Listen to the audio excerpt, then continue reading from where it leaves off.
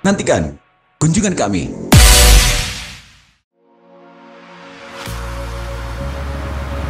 Halo Spotters, wah Prince Peter hadir lagi di Spot Corner. Oke, Spotters, kita lihat ya, ternyata kota Gorontalo semakin ramai aja. Ya pasti dong, ramai banget. Terbukti dengan banyaknya pelaku usaha membuka usaha-usaha mereka di kota Gorontalo. Contohnya seperti kafe-kafe, ya, kemudian coffee shop, kemudian galeri-galeri, dan masih banyak lagi. Spotter, seperti yang disampaikan Bapak Wali Kota Gorontalo bahwa pemerintah Kota Gorontalo memberikan kemudahan layanan perizinan bagi setiap pelaku usaha untuk berinvestasi di Kota Gorontalo. Dan juga tidak mentolerir bagi oknum yang menghambat pelayanan perizinan. Karena konsep yang diterapkan adalah layanan cepat dan tepat dalam hitungan jam. So, Spotter, bagaimana sih sebenarnya prosedur izin usaha mereka terkait dengan usaha yang mereka buka? Terus, kira-kira seperti apa ya step-stepnya? Kita tanya-tanya yuk. Come on.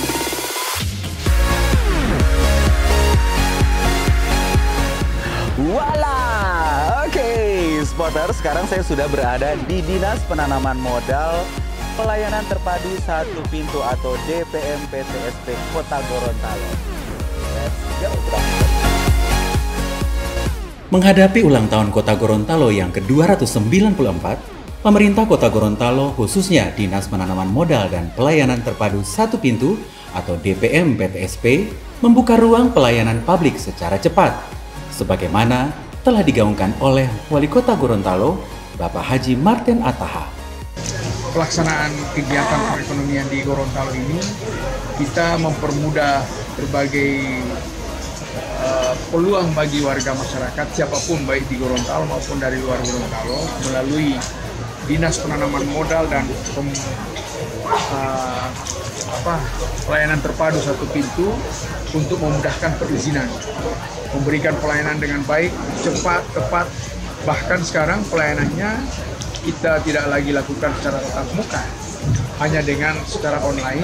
Izin-izin itu bisa langsung diurus. Nah, Spotters, sekarang saya sudah berada di ruang pelayanan dan tentunya seperti apa prosesnya. Kita lihat yuk. Oke, di awal seperti biasa para pelaku usaha harus masuk ke bagian informasi perizinan dulu. Benar ya Mbak ya? Jadi di sini mereka akan mendapatkan informasi, syarat-syarat, persyaratan, dan segala kebutuhan untuk membuat suatu izin.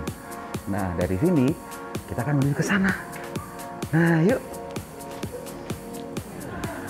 Oke, di bagian samping kiri saya ini, inilah bagian registrasi, di mana salah seorang atau mungkin para pelaku usaha untuk memberikan semua data-data lengkap untuk meregistrasi. Dan seperti yang kita ketahui bersama, Spotters, bahwa bukan hanya secara langsung seperti ini, tapi layanan juga sekarang sudah berlaku online. Jadi para Spotters bisa melakukan lewat rumah, lewat aplikasi. Keren ya, oke?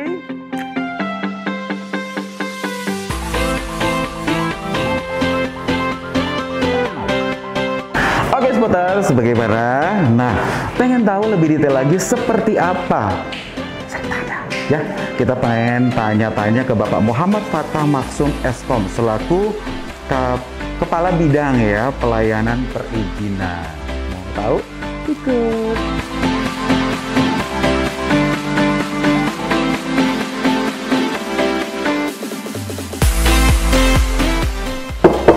Assalamualaikum. Selamat siang, Pak. Nah, Spotter, sekarang saya sudah berada di ruangan bidang perizinan dan non-perizinan Dinas Penanaman Modal dan Pelayanan Terpadu Satu Pintu. Dan sekarang kita pengen ngobrol-ngobrol dengan Bapak Muhammad Fatah Maksum. Yuk, sama-sama yuk. Nah, ini Pak, saya pengen tanya, bagaimana sistem pelayanan perizinan dan non-perizinan yang diatur dalam PP nomor 5 ini, Pak?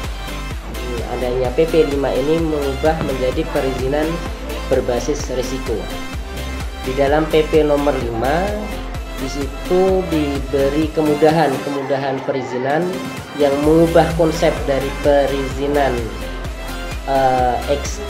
XNT atau persyaratan dilengkapi di awal, kemudian dirubah menjadi expose atau persyaratan dipenuhi setelah mereka mendapatkan izinnya. Hal ini terlihat dari klasifikasi jenis usaha. Jadi di PP 5 itu disebutkan bahwa perizinan berusaha diklasifikasikan menjadi 4 kriteria, yaitu risiko rendah, kemudian risiko menengah rendah, kemudian risiko menengah tinggi, dan risiko tinggi. Jadi untuk perizinan berusaha risiko rendah dan menengah rendah, apabila pelaku usaha sudah memenuhi 4 persyaratan dasar, ini otomatis akan terbit izinnya. Dan proses perizinan berusaha ini adalah sudah mandiri, artinya pelaku usaha tidak harus datang ke PTSP. Oh gitu ya Pak ya. Ya. Jadi tidak langsung datang ke kantor, tapi sudah bisa melalui proses Online ya. Oh, Online. oke, Jadi dengan mengunjungi alamat web oss.go.id, di situ pelaku usaha sudah bisa langsung melakukan proses pendaftaran perizinan berusaha. Seperti itu. Jadi kayaknya lebih mudah ya Pak ya. Iya, betul. Enak kalau misalnya kita di rumah, kebetulan kita punya pengen buka usaha, kita mulai buka aplikasi itu, dan akhirnya kita mulai dipandu dari aplikasi itu untuk membuat akhirnya terbit izinnya ya Pak ya. Betul. Waduh Pak, terima kasih. Ini saya sudah lebih detail nih, lebih tahu. Spotter, seperti itu tadi informasi detail tentang bagaimana sih cara untuk izinnya. Pak Fatah, terima kasih. Terima kasih untuk waktunya. Saya masih mau tanya-tanya lagi yang ke bagian lain. Terima kasih Pak. Sukses selalu ya Pak. Amin. Oke, spotters. Walah, spotters. Setelah tadi ngobrol-ngobrol bareng Bapak Muhammad Fatah Maksum, nah sekarang Fritz mau menuju ke ruangan bidang penanaman modal, bertemu dengan Ibu Hajah Mirna Tome selaku Kepala Bidang Penanaman Modal yang berada di lantai 2. Oke spotters, let's go! Yuk!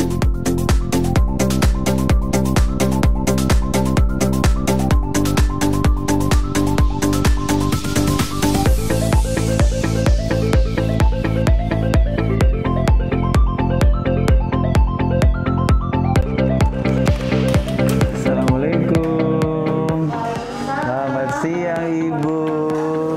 Waduh.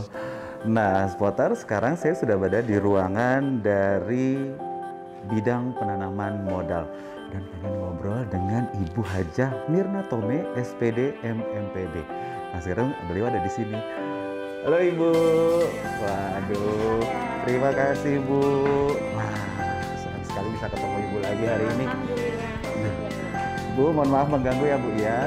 Saya pengen tanya-tanya nih Bu, sehubungan dengan penanaman modal dan informasi tentang realisasi investasi. Nah, kira-kira Bu, bagaimana realisasi investasi tahun 2020 dan tahun 2021 dan apa perbedaannya Bu? Jadi untuk tahun 2020 itu realisasi untuk penanaman modal dalam negeri itu ada 308 miliar 720 juta 787 1.937. Itu yang di tahun 2020. Jika dibandingkan dengan tahun 2021 untuk penanaman modal dalam negeri itu ada 21 miliar 526 juta 757 1.601. Nah, apakah realisasi yang sudah Ibu sampaikan tadi itu sudah termasuk PMA Bu, penanaman modal asing? Kalau kita berbicara untuk tahun 2021 untuk PMA itu dia berkisar nilai investasinya berada di 24 miliar 383 juta 530 sekian. Itu untuk penanaman modal asing pada tahun 2021 24 miliar sekian. Penanaman modal asing pada tahun 2020 itu di bawah, hanya berada pada angka nilai investasinya 2 miliar 497 juta 751 ribu sekian. Jadi perbedaannya dari PMA 2021 ada 24 miliar, di PMA 2020 hanya 2 miliar 400 sekian. Kalau dilihat Pak, bukan meningkat Pak. Untuk tahun 2020 itu meningkat untuk PMA. Oh, PMA. Untuk PMDN, penanaman modal dalam negeri, dia berkisar 308 kan? Iya. Nah, itu meningkat. Pada tahun 2021 dia menurun. Tinggal berada pada PMDN ini. Tinggal berada pada 21 miliar. Yang tadinya 308 miliar. Jadi tinggal 21. Ya 21 miliar. Jadi menurun sekali. Oh, gitu. Seperti itu. Demikian juga dengan PMA. Untuk PMA itu pada tahun 2021 itu kebalikan dari PMDN tadi. 2021 untuk PMA itu naik 24 miliar sekian. Tahun 2020 hanya 2 miliar sekian. Oh, oke. Seperti itu. Iya, waduh, senang sekali ini bisa tanya-tanya ke Ibu Hajah. Dan saya mau ucapkan terima kasih banyak Bu Hajah untuk bisa ngobrol-ngobrol sekarang, waktunya. Terima kasih, yang selalu bisa ketemu lagi dan selalu sukses ya Bu ya. Iya. Terima kasih Bu, Assalamualaikum. Waduh. Nah Spotters, inilah tadi perbincangan saya dengan Ibu Kepala Bidang ya, Kepala Bidang Penanaman Modal, yaitu Ibu Hajah Mirna Tome SPD MMPD. So, seperti apa? Lihat saya lagi di sini. Ikutan terus ya. Oke, Spotters, akhirnya ya, Fritz sudah jalan-jalan di sini di Dinas DPM PTSP Kota Gorontalo. Ya, sudah mendapat informasi semua soal perizinan dan segala macam. Jadi mudah-mudahan ini menjadi informasi yang baik. Dulu ada Ibu Sek. Yuk ke situ. Halo Ibu, Assalamualaikum. Waduh, segar, tetap cantik ya Bu ya. Nah Spotters, ini ternyata Ibu Kaima Kamaru SEMH, merupakan saudara kandung dari yang tahu nggak sih yang fenomenal banget tuh ya, Norman Kamaru yang cala caya keren loh ya. Wah, yang bisa mengangkat nama Gorontalo waktu itu keren. Nah, akhirnya terima kasih Bu Sek sudah kasih waktu untuk kita tanya-tanya. Jadi mudah-mudahan ini mendapat informasi untuk seluruh masyarakat. Mereka mudah melakukan semua perizinannya dan bisa menanamkan investasinya di Kota Gorontalo. Insya Allah. Ya, terima kasih. Waduh, so Spotters tetap saja di sini bareng Fritz Peter, tetap di Spot Corner. Cala caya.